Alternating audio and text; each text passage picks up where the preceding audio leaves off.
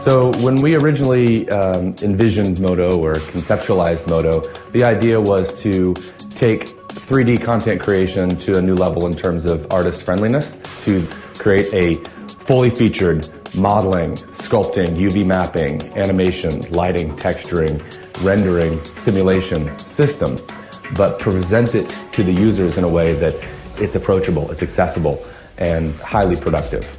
I definitely consider myself as an artist, but as a designer, the poster child of somebody who doesn't have the patience and doesn't have the time or even the interest in a way to learn software. I just want to get to that beautiful end result. And having explored all these other pieces of software, MODO really was the best answer for me.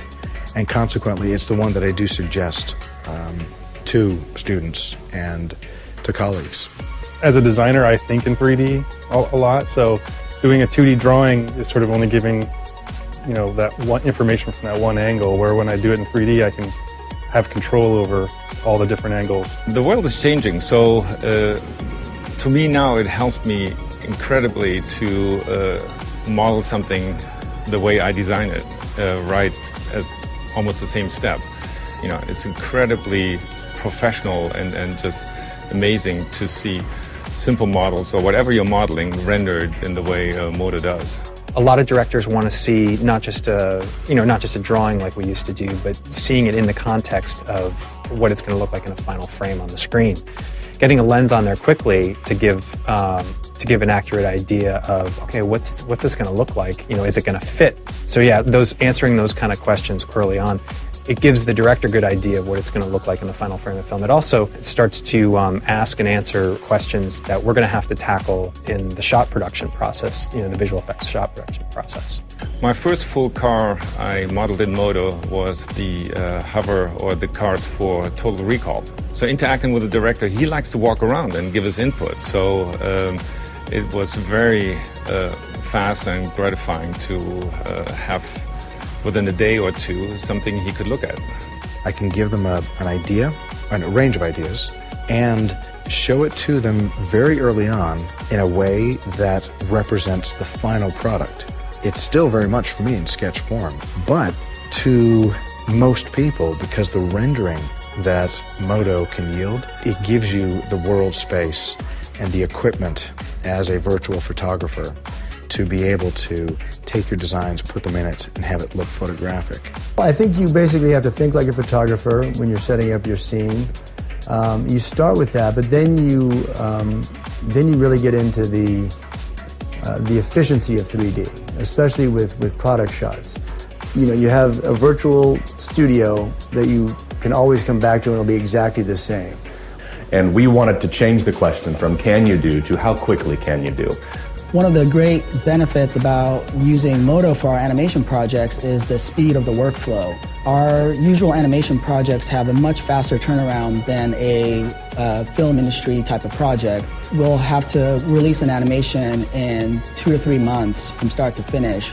Having a small team to create those animations is really important, that we are able to hit the ground running, get the first pass of the animation complete really quickly, and go into texturing, lighting, and really have that whole process happen in about a month or 2 from start to finish. Fast preview is awesome. It's so fluid. Yeah, because I just finished rendering this last couple of days. It's like just grab it, move it while it's previewing the whole thing, and as soon as there's a little pause, what takes over to recognize you're wanting to move the model, super fluid, right in the camera preview window, which in the past you couldn't get away with that. When I set up stuff before, it would be like hundreds of lights, doing little things, but then I could just put 1 or 2 lights, maybe like a card that has a luminosity on it, and it's like, it looks great. It looks like a professional did, not me. For my work, because I'm from the Nordic countries and we have smaller studios, so we have like a lot less artists working on the project. So we have to have a single artist who go through the whole look development process from the beginning of texturing and modeling all the way to the final look development product, that is the commercial, of course. So MODO is like perfect for that. It's good modeler, good texturing, tool, UVs, and renderer, and then you get it all done in one package really fast. MODO is fun. One of the things is people will tell you people use MODO is they like using MODO. If they have a choice, they use MODO because if you're in Maya all day or you've been using Lightwave for 6 or 7 years, jumping in a new program is fun. And MODO was just enjoyable. It was a fun way to model. It was a little bit different, sort of a unique, sort of futuristic interface, and you would just find a reason to use it. Its selection tools are fantastic. I find it very fast compared to other modelers. Everything I need to get to is very quick to access, doesn't take too many clicks. We pretty much use MODO on every job that requires any sort of asset prep. So, you know, Iron Man has very tight seams and very close panels and everything, so a lot of things have to be adjusted.